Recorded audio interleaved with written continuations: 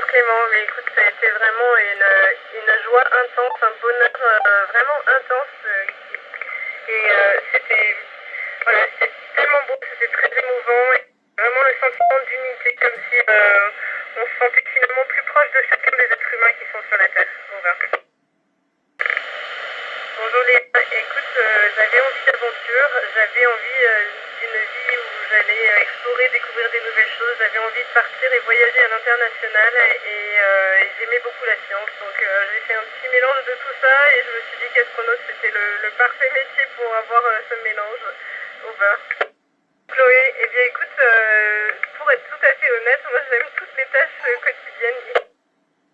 Tout est différent par rapport à sur Terre, que ce soit la maintenance, quand on répare quelque chose, même quand on répare les toilettes, que ce soit quand on mange, quand on fait du sport, tout est un petit peu différent. Et je suis tellement heureuse moi, de toute cette différence et de vivre ça. Donc je les apprécie tous, over. Alors pour moi, la chose la plus impressionnante, c'était quand j'étais dans la capsule spatiale Crew Dragon, donc on n'avait pas encore, on venait juste de décoller, et puis au bout d'un moment, on sait qu'on est en approche sur l'ISS, et au loin dans le hublot, je vois l'ISS, et là pour moi, ça a été vraiment magique de voir la future maison pendant toute la durée de la mission de longue durée, et de la voir comme ça se rapprocher, c'était vraiment impressionnant, over. Bonjour Vincent, écoute, en fait c'est les mêmes belles couleurs qu'on a sur Terre, par contre ça passe vraiment vite sur Terre, on a le temps d'apprécier les belles couleurs qui vont du rouge orangé, jaune, etc. Ici ça dure quelques secondes mais en même temps c'est magnifique, over. Alors Chloé, en fait au décollage de la fusée j'étais super concentrée mais aussi j'étais impressionnée par les vibrations de la fusée. On a beau faire des simulateurs, les vibrations, il n'y en a pas dans le simulateur. Mais j'étais en premier lieu très contente. Over. Merci Lana, en fait, il y a beaucoup de découvertes qui ont été faites grâce à la pesanteur. Et en fait, un des exemples, c'est que le corps humain, il vieillit beaucoup plus vite quand il est dans l'espace. Et du coup, en fait, on est des bons cobayes pour que les médecins puissent comprendre les vieillissements. On va dire, oh, mais t'as le corps qui a vieilli de 10 ans d'un coup. Et du coup, les scientifiques, ils peuvent faire des essais, des prélèvements sanguins, etc.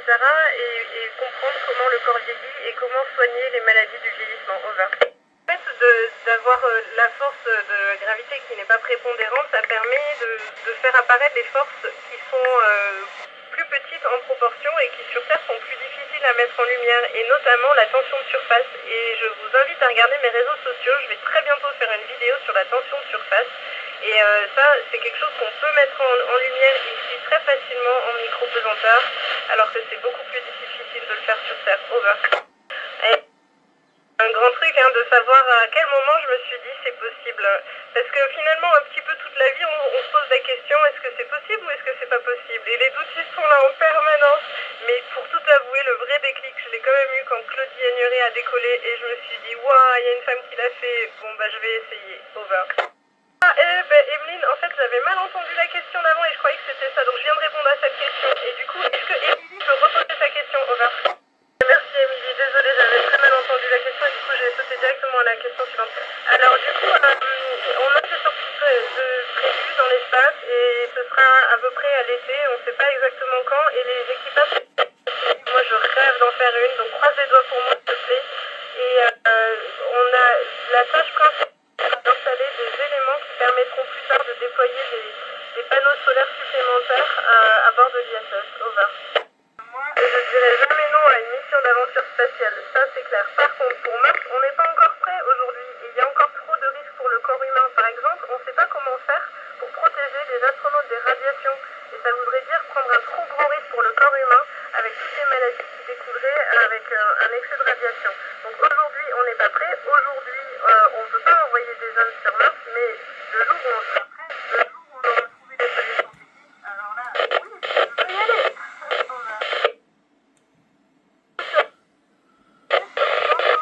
Tous les ans, par exemple, souvent on a des tests de renforcement musculaire, on a des tests de cardio, on a des tests de souplesse et on a des tests d'équilibre. Donc en fait, tous les entraînements physiques qui permettent de développer la musculature, le cardio, l'équilibre et la souplesse, et ben tout ça, c'est bienvenu. Over.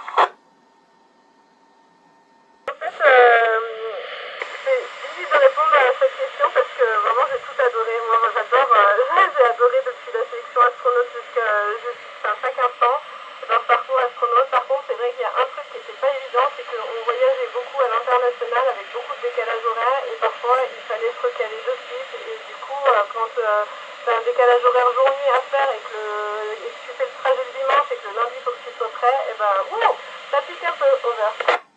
Alors Clément, clairement la chose la plus difficile à faire quand on est dans l'espace, c'est une sortie extravéhiculaire, ça demande une préparation incroyable, ça dure entre 6 et 7 heures et ça demande beaucoup de forme physique et pendant 6 à 7 heures on ne peut boire qu'un seul litre d'eau, on ne peut pas manger et en même temps c'est très technique et très physique, chaque mouvement de la main qu'on fait c'est comme si on tirait très fort une balle de tennis dans la main, donc c'est vraiment difficile, mais je rêve de faire ça, croise les doigts pour moi s'il te plaît, over.